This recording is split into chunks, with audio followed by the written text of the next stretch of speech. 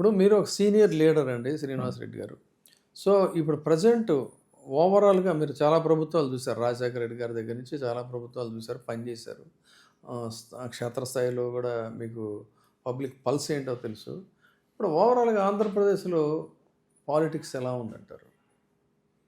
కూటమి పరిపాలన ఎలా ఉందంటున్నారు అంటారు మీరు?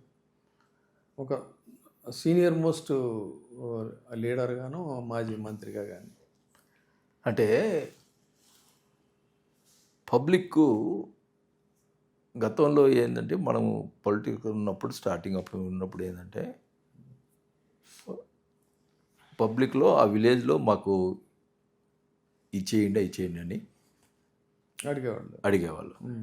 ఇప్పుడు ఉన్నటువంటి పొజిషన్లో మాకేంటి, మాకు చేయండి, నాకు చేయండి అనే పొజిషన్కి వచ్చింది. సో జనంలో కూడా ఆ పొజిషన్కి వచ్చినప్పుడు ఒక పొలిటికల్ లీడరు అందరికీ చేయగల కెపాసిటీ ముఖ్యమంత్రికే ఉండదు ఆ కాన్స్టిట్యూన్సీలో. కొంతమందికి చేయగలుగుతాడు కానీ ఏమైనా ముఖ్యమంత్రి కూడా. కాకపోతే ఒక ఊరికి ఏమైనా సహాయం చేయాలంటే చేయగలుగుతారు ఎవరు. ఇండివిజువల్గా ప్రతి ఒక్కరికి సహాయం చేయాలంటే సాధ్యపడదు. అది ఇప్పుడు పెరిగిపోయింది. సో ఆ ఇంపాక్ట్ గవర్నమెంట్ మీద ఎక్కువగా ఉందంటారా? ఉంది, డెఫినెట్గా ఆశిస్తున్నారు. దాన్ని సరైన ఇది లేనప్పుడు అసంతృప్తి అనేది ఉంటుంది. సో ఈ అసంతృప్తి అనేది ఇప్పుడు ఈ కూటమి ప్రభుత్వం మీద మీ అబ్జర్వేషన్లో ఎంత శాతం వరకు ఉండొచ్చు? అంటే జనరల్గా అక్కడ ఎమ్మెల్యే ఒక అలా ఏమన్నా పైనుంచి ఫండ్స్ లేకపోయినా ఎమ్మెల్యే పబ్లిక్ తోటి పెర్ఫార్మెన్స్ ర్యాపో మెయింటైన్ చేస్తే దే విల్ కంట్రోల్ ది వ్యతిరేకతను కూడా కంట్రోల్ చేసుకోవచ్చు. అది అక్కడ స్థానిక ఎమ్మెల్యేలు బట్టి ఉంటుంది. మీరు స్టార్టింగ్ నుంచి మీరు యూత్ కాంగ్రెస్ నుంచి కూడా చాలా యాక్టివ్ రోల్ ప్లే చేశారు కదా.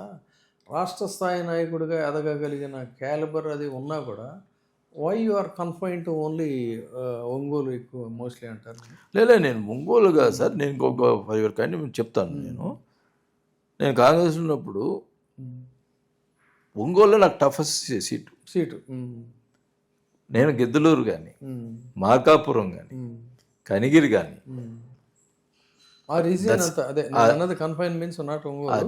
దర్శి కానీ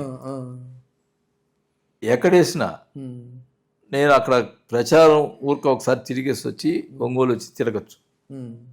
మేము గెలుస్తాను, మంచి మెజార్టీతో గెలుస్తాను. నేను జగన్ గారిని లాస్ట్ టైం నాకు గిద్దలూరు ఇవ్వండి, ఎందుకంటే కూటమి క్యాస్ట్లు ఎంప్లాయీస్ కూడా వ్యతిరేకత ఉంది. లాస్ట్ టైము హెడ్ క్వార్టర్స్లో ఎక్కువ ఎంప్లాయీస్ ఉంటారు. జిల్లా ఎంప్లాయీస్ అంతా హెడ్ క్వార్టర్స్లో ఓటర్స్ 1 lakh ఆఫ్ ఓటర్స్ వ్యతిరేకంగా ఉన్నారు టోటల్గా. గెట్టాను కాబట్టి కష్టం కాదండి, ఐ విల్ గో టు గిద్దలు. వేరే వాళ్ళకి అంటే నో ఒంగోలు నువ్వు నీ తప్పితే ఇంక వేరేవాడు అక్కడ మెయింటైన్ చేయలేడు అని చెప్పినాడు. యాక్చువల్గా 12 సీట్లు ఉన్నాయండి మా జిల్లాలో. అప్పుడు కంబైన్డ్ ఉమ్మడి ప్రకాశం జిల్లాలో 11 కాన్స్టిట్యున్సీలు మార్చారండి, ఎక్సెప్ట్ ఒంగోలు. అటు నుంచి ఇటో ఇటు నుంచి అటో క్యాండిడేట్లు మార్చడం, టోటల్ 11 చేంజ్ చేశారు ఎక్సెప్ట్ ఒంగోలు. నేను చేంజ్ చేయమని అడిగితే నన్ను చేంజ్ చేయలేదు. అంటే ఆల్టర్నేటివ్ మీ ఇలాంటి పర్సనాలిటీ అక్కడ లేక అట్లా డెసిషన్ నన్ను అడిగారు.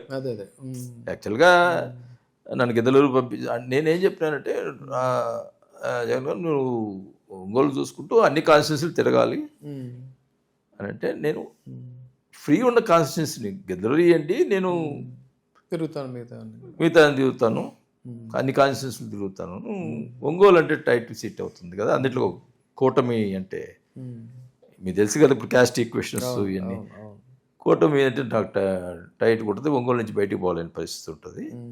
నేను చూసి ఆయన ట్రై చేశాడు, ఎవరు దొరకలే, ఆల్టర్నేటివ్ ఎవరు రాలే.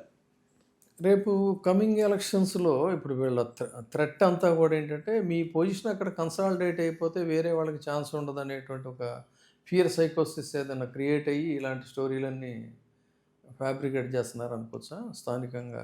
ఇప్పుడు అదే కదండి. ఇప్పుడు అదే ఇప్పుడు జనసేనకు సంబంధించి కాపు కమ్యూనిటీ జనరల్గా జనసేన అంటే కొద్ది కాపు కమ్యూనిటీకి సంబంధించి కాపు కమ్యూనిటీ ఎక్కువ ఉంది ఒంగోలులో. ఇప్పుడు అందులో ఎవరన్నా ఆస్పిరెంట్స్ ఉన్నారండి? ఎవరు అంత అందలేదు, అంత ఫోకస్ క్యాండిడేట్ లేరు. 100% ఇప్పుడు కళ్యాణ్ గారు జనసేనకి అడుగుతారేమో, బాలినేని గారు అడుగుతారేమో. అభద్ర భావం ఎక్కువైపోయింది. ఇంకోటి ఏం జరుగుతుందంటే ఈ కొందరు పోయి మార్కాపురం దగ్గర అక్కడ వాళ్ళ దగ్గర పోయి నేను ఒంగోలు కాదు మళ్ళీ బాలినేని గారు మార్కాపురం అడుగుతాడు, గెద్దలూరు అడుగుతాడు.